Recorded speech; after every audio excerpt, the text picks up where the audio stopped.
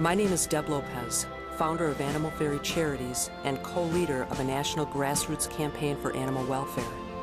I have loved and fostered companion animals all my life, and am now working to help others who are in the trenches every day, rescuing, caring for, and providing for animals in need. And now, Animal Fairy Charities presents Animal Advocate Television, a show designed to help inform, educate, and engage the public on animal welfare issues and provide support and recognition for those who are out there giving of themselves to make things better for our companion animals. So join us as we take you on tours of shelters and rescues right here in Wisconsin. We'll keep you up to date on legislation and laws governing animal welfare and show you ways you can get involved by fostering and adopting. We'll even have a segment for children aimed at teaching them compassion at an early age. So stay tuned and help be the voice for those who cannot speak for themselves. Animal Advocate Television is being brought to you today by MECA, Milwaukee Emergency Center for Animals, Fetch Magazine, and by Bark and Scratch Outpost. Meet my dog Dink. He's a Maltipoo and he's my bundle of joy. When I look at him, I can't help but to think how lucky he is to have so much love. At the same time, it saddens me to think of how many animals are out there without the kind of food, shelter, and love that Dink gets. We know it's tough out there, but there are other ways you can help give this holiday season. It's a perfect time to teach your child values such as kindness, compassion, generosity, and empathy. You can start this year by creating a new holiday tradition with your family. Help out by volunteering your time at an animal shelter. Animals need to be fed, played with, and petted. The shelter could also use your help with cleaning cages and stall areas. You can also donate supplies such as food, dog leashes, collars, cat litter, and more. Horse rescues are in dire need of hay, blankets, and halters. If you can't give $1 this holiday season, please consider donating your time. It will be inspiring as well as an experience that will last you a lifetime.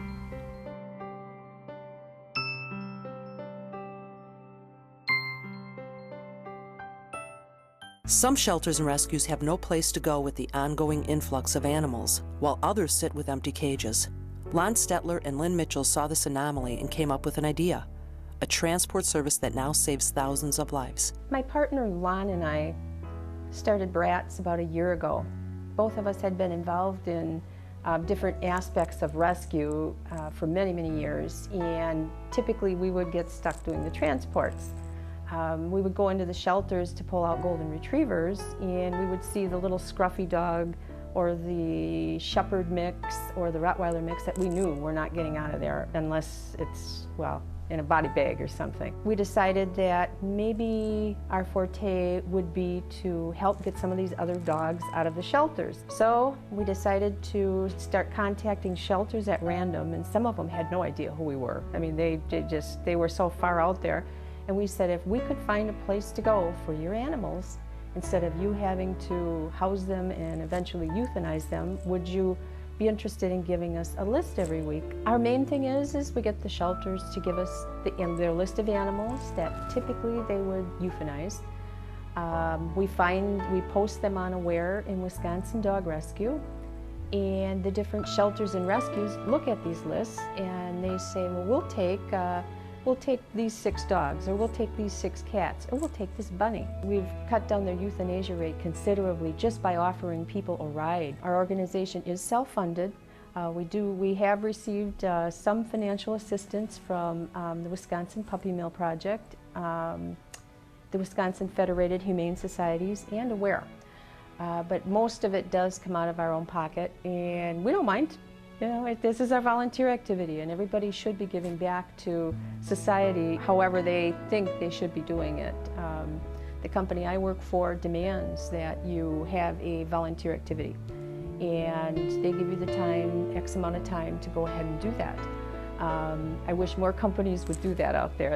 It would solve a lot of society's ills if that was the case. This is unacceptable to us that any adoptable animal sitting in any Wisconsin shelter would be euthanized because there's not enough space. That's ridiculous, and it just should not have to happen.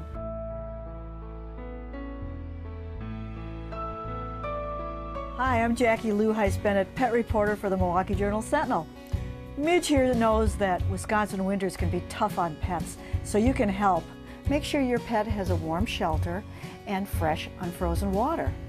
Keep their paws clear of salt and snow.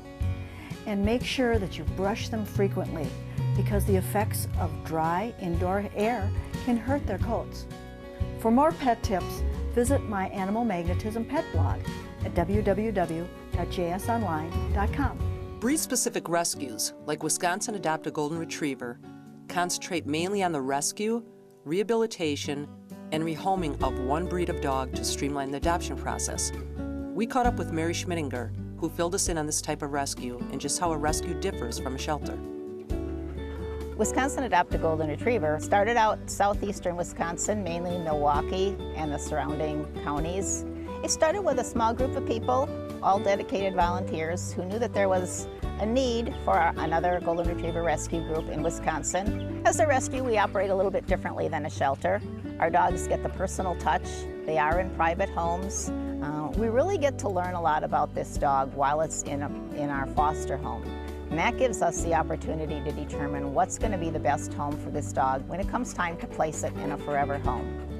So that's our job, is to make sure we find the right dog for the right person. We do get a lot of applicants, and people always ask us, how are we going to know what's the best dog for them? We do a home visit. That's an on-site visit at their home, and we interview all the members of the family to get a feel for what their experience is, what their expectations are for that dog. And that gives us an idea of what is going to be the best dog for them. From there, that information goes to our foster homes.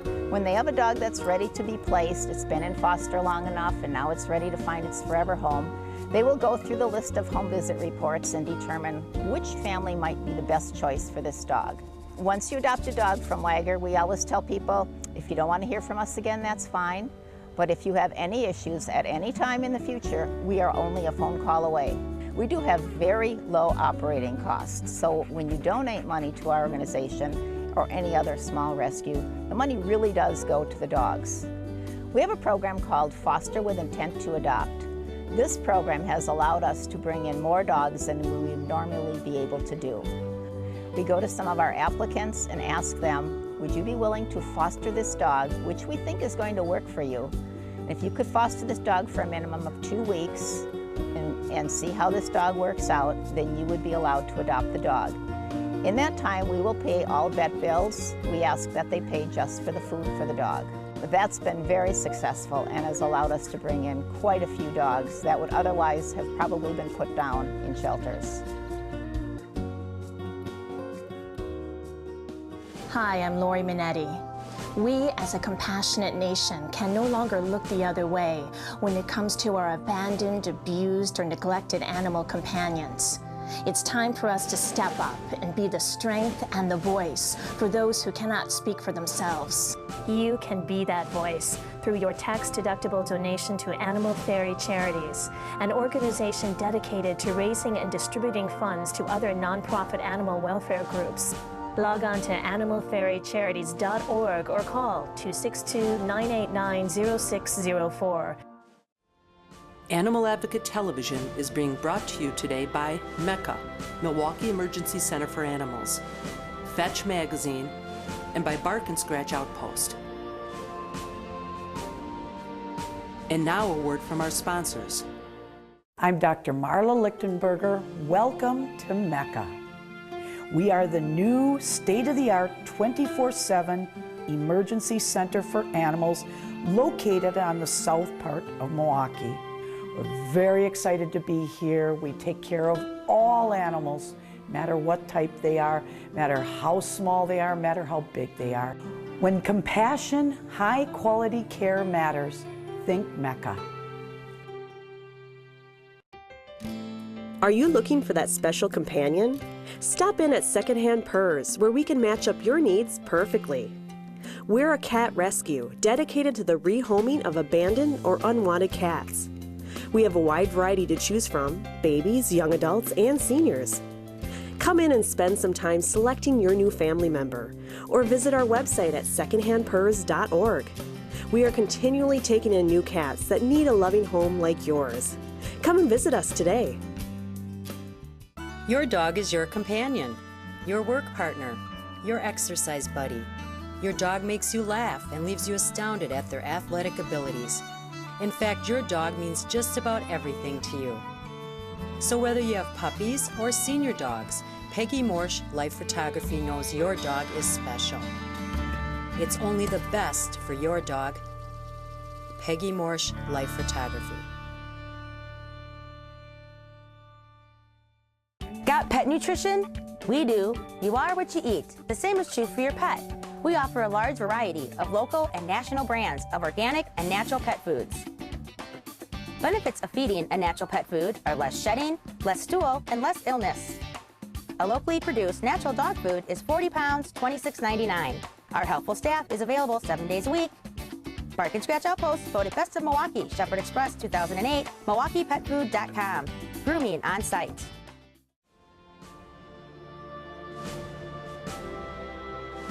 What do you do when an animal companion gets sick or injured in the middle of the night? Now there's an answer. A 24-hour state-of-the-art emergency care center for animals right in Greenfield, Wisconsin. We went to Mecca to take a tour. I'm Dr. Marla Lichtenberger, and I'm an emergency and critical care specialist, sole owner of the Milwaukee Emergency Center for Animals, and we call ourselves Mecca. And the reason I designed this is there was nothing on this side of town as far as emergency and critical care, 24-hour, 24/7 hospital, and also serving the whole southeastern and western side of Milwaukee. My idea was to set up a place that was something that I really enjoyed working at, spacious, make the place so big, the waiting room big, large. People can come in, feel comfortable. The color scheme was all designed to kind of soothe the spirits of the people that come in under a lot of duress and stress. The main action room is right here. So when the animals are brought back and triaged, so the most serious pets are brought right back to these tables here. And then the floor technician, we call her, so that's the one that kind of runs the floor. She can call the doctor, she can see the doctor, I need you immediately for some kind of problem.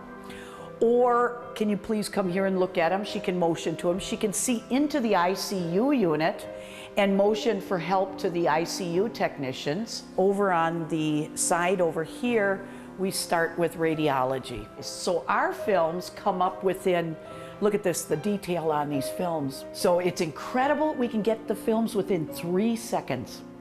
And it's really important in our animals because they move, you can't ask them to hold still. This is where we keep all of our inpatients. Some of them a little bit noisy, but usually they're pretty quiet because they're pretty sick in here. We work a lot with the MADOC, which is the domestic control people. They bring all their pets over here. Any injured pets are brought over here. We take care of them and then send them back to MADOC. We work with a lot of the humane societies, a lot of the rescue groups in the area. So we extend our hands out to people too to try to help everybody and, you know, not only run a business, but also extend our hands to help anybody we possibly can.